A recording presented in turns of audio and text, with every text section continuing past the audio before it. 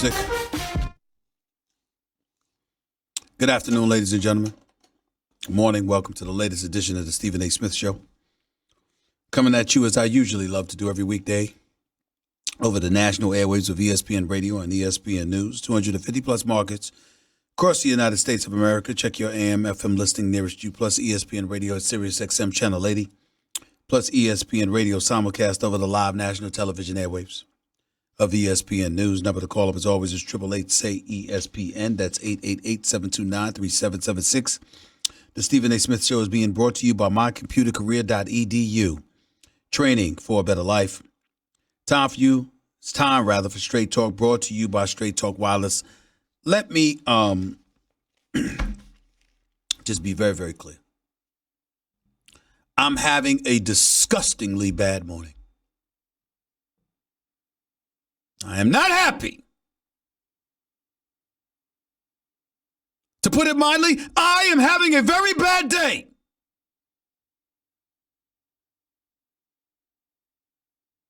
The Dallas Cowboys won another game and look as formidable as ever.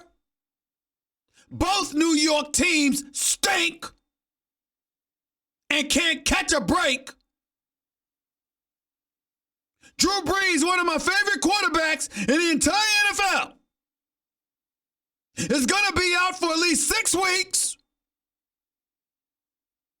And to top it all off, to add an elevated level of misery to the misery that I am already feeling, news just came down a little over an hour ago that Big Ben Roethlisberger, star quarterback for the Pittsburgh Steelers, future Hall of Fame Super Bowl champion for the Steelers, is out for the rest of the 2019 NFL season because of a non-contact elbow injury that he sustained early in the second quarter yesterday against the Seattle Seahawks.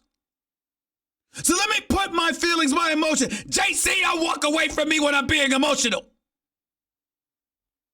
Jonathan, stop laughing at me. This is not funny. In a span of 2 weeks, after waiting 7 months for an NFL season, everything that I abhor has come to fruition.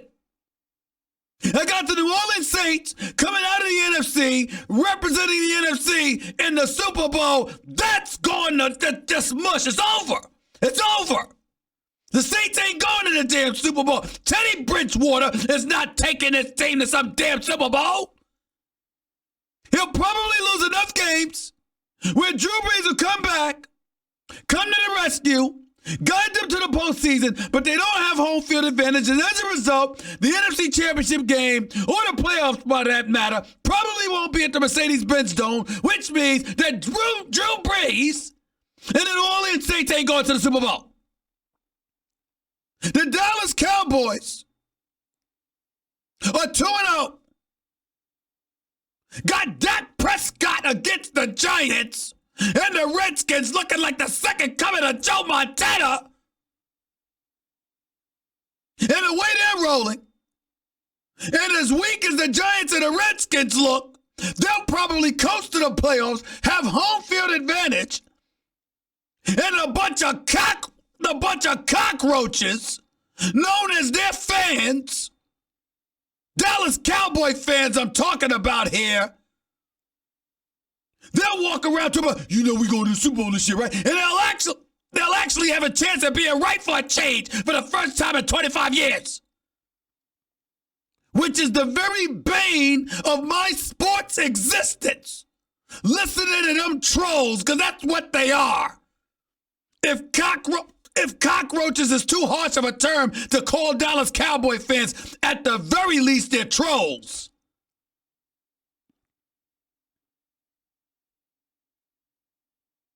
And then in the AFC, we've got New England. Football's version of the Golden State Warriors with Kevin Durant. Just unfair. But you got Patrick Mahomes and the Kansas City Chiefs when Tyreek Hill comes back, assuming he's able to come back. Lord have mercy, what a matchup that would be. But we can't underestimate the Baltimore Ravens because Lamar Jackson looks like an MVP candidate. But the Pittsburgh Steelers were supposed to be in the mix. Even without Antonio Brown, even without James Conner, we were raving about the Pittsburgh Steelers and how much they were supposed to be rough riders and what have you. Their starters playing in the preseason, they're together. Their men playing amongst boys and all of this stuff going on. And with all of this stuff happening, we were of the mindset that the Pittsburgh Steelers would somehow, some way, because of who they are and what they're made of, would find a way to be respectable. And then we saw them last night. And we saw them against the Seattle Seahawks yesterday afternoon, to be exact. And what did we witness? We witnessed the Pittsburgh Steelers squad. That ain't the Pittsburgh Steelers squad that we believed in and has loved for so long. This is a Pittsburgh Steelers squad who's got a secondary getting schooled by rookies. Rookies.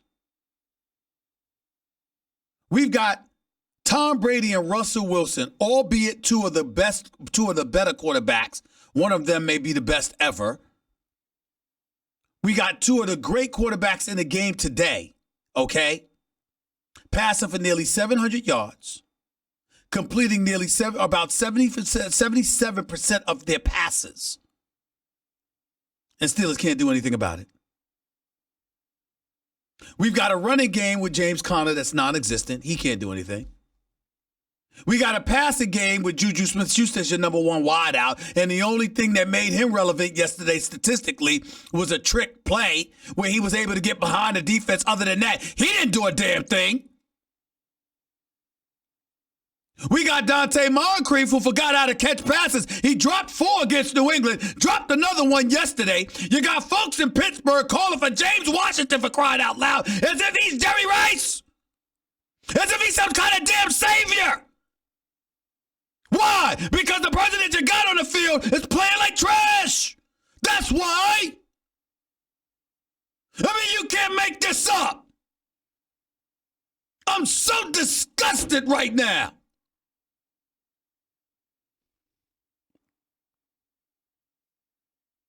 And then my reprieve, being a native New Yorker, having this show based in New York, having guys like my man JC and Jonathan and others sitting here with me, all hanging out in New York. All of us hanging out in New York. And what do we have to look forward to? A Giants team that really isn't a team. They just got Saquon Barkley. And the future of Daniel Jones to look forward to. There's nothing else to look forward to. We all know that the Giants are not good. They lost their opener getting obliterated by the Dallas Cowboys. And yesterday they got schooled by the Buffalo Bills. Saquon Barkley ran for 75 yards in your first damn drive to open the game, for crying out loud. He did that by himself. Other than that, you were virtually impotent. Couldn't do anything running, couldn't do anything passing. Certainly didn't have the defense to stop the Buffalo Bills. You can't make this up. And oh, by the way, I got a Monday night game to look forward to tonight where the Jets are going against the Cleveland Browns. The Cleveland Browns team that got embarrassed in week 1, lost 43-13 on its own home field. Odell Beckham Jr. was your leading receiver with 7 receptions for about 70-something yards. He's returning to MetLife Stadium as a visitor, but not up against the Giants. This time it's up against the Jets. And oh, what the hell is going on right now? What the hell is going to happen? Here's what we have to look at. Baker Mayfield's hungry. Njoku's hungry. Jarvis Landry and Odell Beckham Jr. damn sure hungry. Okay? Nick Chubb's hungry. Defense got something to prove. And who are they going against? A Jets team that's just fodder. You don't have Sam Darnold. You never had a number one receiver. Robbie Anderson or Jamison Crowder don't apply. What kind of running game do you have? Le'Veon Bell, he could play, but he was out for a year. He recorded over 80-something yards. Everybody act like he was the second coming of Barry Sanders. What the hell are we supposed to expect from the New York Jets tonight without Sam Darnold? without Sam Darnold. Trevor Siemian is supposed to turn us on. Everywhere you turn, the level of misery and beyond, it's just hard to put into words.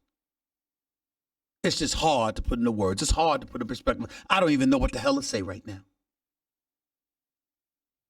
I'm really, really struggling to stomach what the hell is going on. But I will say this to you, ladies and gentlemen.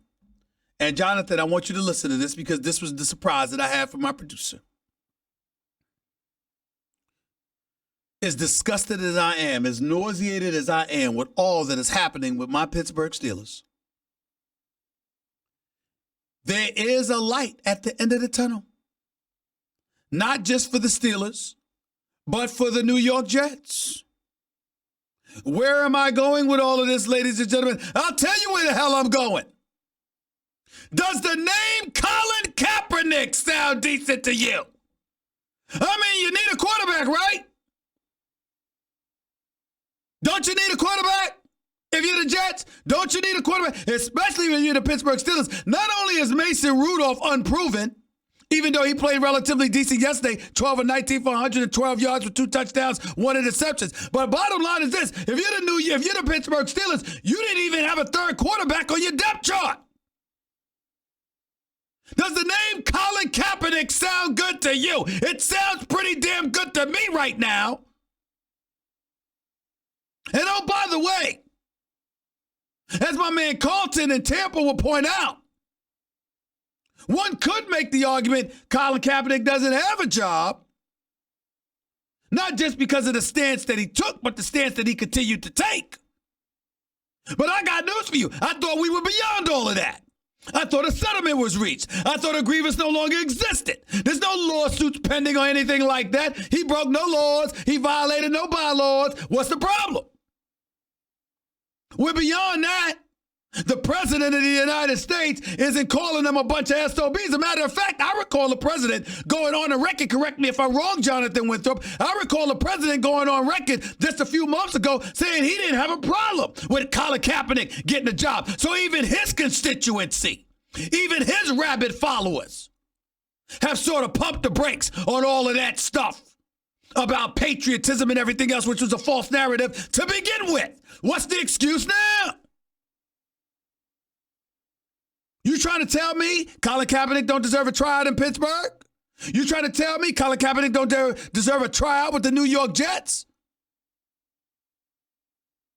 Sam Darnold's got mononucleosis. Ladies and gentlemen, folks joked around and talked about, that's the kissing disease or whatever. Y'all have any idea how serious that is? It's not a laughing matter. Kidneys and liver supposedly get enlarged. There are people, if I'm correct, who have died from mononucleosis. This is not a joke.